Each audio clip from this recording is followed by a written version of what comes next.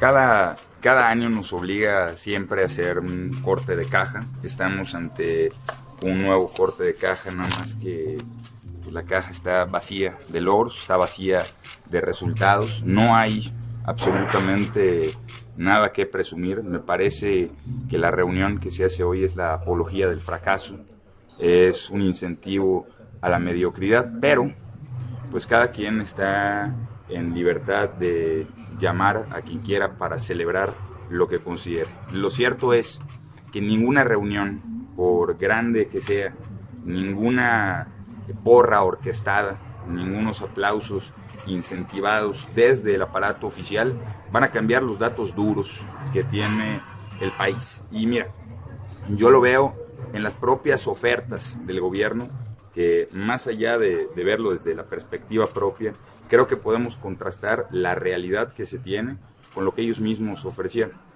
Ofrecieron, por ejemplo, que iba a bajar el precio de la gasolina, y hoy la gasolina sigue subiendo. Hace unas semanas apenas el coordinador de Morena decía en tribuna que habían controlado perfectamente el dólar. Casualmente, mientras pronunciaba ese discurso, se anunciaba que el dólar tenía una alza suficientemente pronunciada como para decir que no hay nada que celebrar. Hoy el dólar sigue subiendo, la economía de México se sigue debilitando y el peso está perdiendo terreno frente al dólar. La inversión acumulada que existieron, por ejemplo, en los 12 años anteriores a este gobierno, al día de hoy, a solo 3 años del gobierno de López Obrador, ya se perdió. Es decir, lo que se había invertido en el país en 12 años se nos fugó en tan solo 3 años de este gobierno. Bueno, siguen con el avión presidencial, ni siquiera lo vendieron. Pues decían que ni Obama lo tenía, pues sí, ni Obama lo tenía, pero guardado como lo tienen ellos y costándole cada mes a las mexicanas y mexicanos. Dijeron que iban a retirar al ejército de las calles. Lo que no nos dijeron es que los iban a pasar de las calles a construir aeropuertos y a convertirse en un brazo operativo al servicio del presidente de la República. Entonces yo creo que poco hay que celebrar cuando la realidad contrasta con el discurso y cuando vemos que es evidente que los mexicanos no están mejor que hace 3 años, independientemente a lo que se diga. Según los datos, por ejemplo, de Coneval, vemos que ni con los programas sociales han logrado mitigar las erráticas decisiones en materia económica, y hoy tenemos más de 5 millones de personas en pobreza que no estaban antes de este sexenio.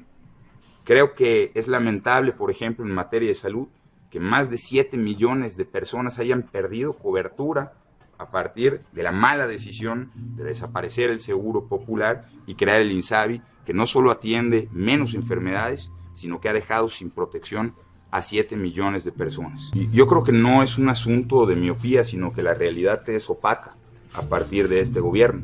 Y yo creo que no solo hay que abrir los ojos, sino yo invito al diputado Mier y a toda su bancada a abrir la mente, porque hemos estado en una legislatura de ideas cerradas y de cerebros cercados por lo que se impone desde otro poder. Vemos como nunca a un poder legislativo sometido a las ideas de un solo hombre. Nunca, no sé si ustedes recuerden, algún congreso que toda la agenda que presume viene dictada desde el Ejecutivo.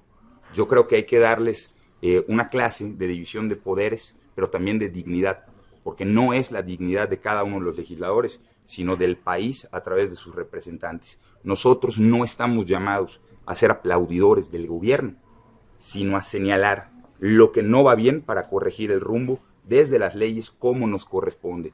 Desde luego que lo que va bien no necesita porras, pero más allá de las porras que buscan ensordecer lo que va mal, necesitamos que abran la mente, que abran las ideas y se den cuenta que la realidad está totalmente nublosa por un gobierno opaco.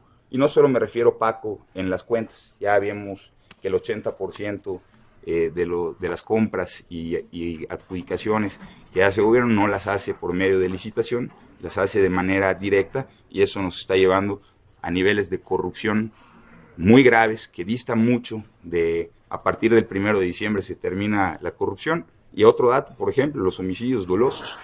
Hoy el gobierno de López Obrador, que tan obsesionado está con el gobierno, por ejemplo, de Felipe Calderón, está cumpliendo casi el 85% de las muertes que se llevaron a cabo en el gobierno de Felipe Calderón en 6 años. Estamos en números sumamente alarmantes, pero eso sí, el presidente dice que el pueblo está feliz.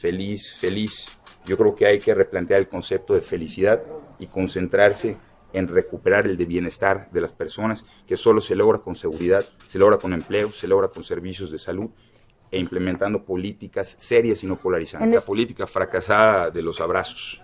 Con todo respeto, el discurso y la saliva no merman a una realidad que todos los días sigue siendo lacerante y en aumento. Yo respeto a las personas que trabajan en el gobierno federal, pero creo que se necesita poca honestidad intelectual para decir que los homicidios están a la baja cuando las cifras son récord, no solo en este sexenio, sino en la historia del país. Creo que 100,000 homicidios en 3 años no son dignos ni de celebrarse ni de matizarse, sino de ocuparse en cambiar la realidad.